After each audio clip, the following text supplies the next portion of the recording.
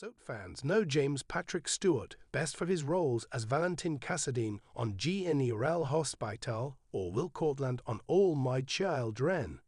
Many viewers might also recognize him from primetime appearances in shows like FRSAEL or STEINFELT, as well as his starring role in Disney Channel's The Villains of Valley of You. However, there's one role that many people didn't see the actor in, and it just so happens to be one of his favorites. If you never saw Andy Richter Controls the Universe, you ain't alone, he said on Facebook. It was universally critically acclaimed and nominated for multiple Emmy Awards during its short run. Few more than a dozen episodes were ever aired before it disappeared. It remains to this day the most fun I have ever had. I flat out loved every minute of working for creator Victor Fresco and director Andy Ackerman. Andy Richter is easily the funniest man I have ever known. Lightning in a bottle. Andy Richter Controls the Universe aired on FX from 2002 to 3 and starred comedian Andy Richter as an aspiring writer working in Chicago for a company that creates technical manuals in order to pay the bills.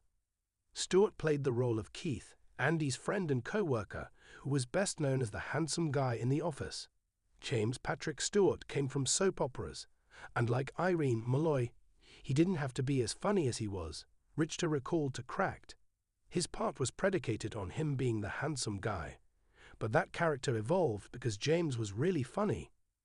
That's nice of Andy to say, but I'd give the credit to Victor Fresco for never wanting to go for the obvious joke, Stuart replied.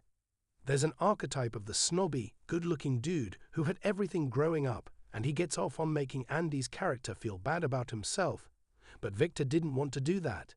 Keith has a really good heart, so this rivalry is happening in Andy's mind. It was such a fresh take on it. One of the comedic gimmicks used in the show involved scenes that were suddenly revealed to be happening only in Andy's imagination. After a first season of 7 episodes, Andy Richter Controls the Universe was renewed for a second season, but only 8 of the 13 episodes aired on FX. Still, Stuart has fond memories of the sitcom.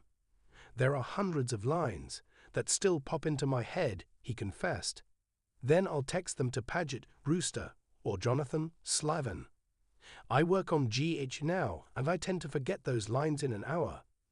But I still remember so many jokes from Andy Richter Controls the Universe.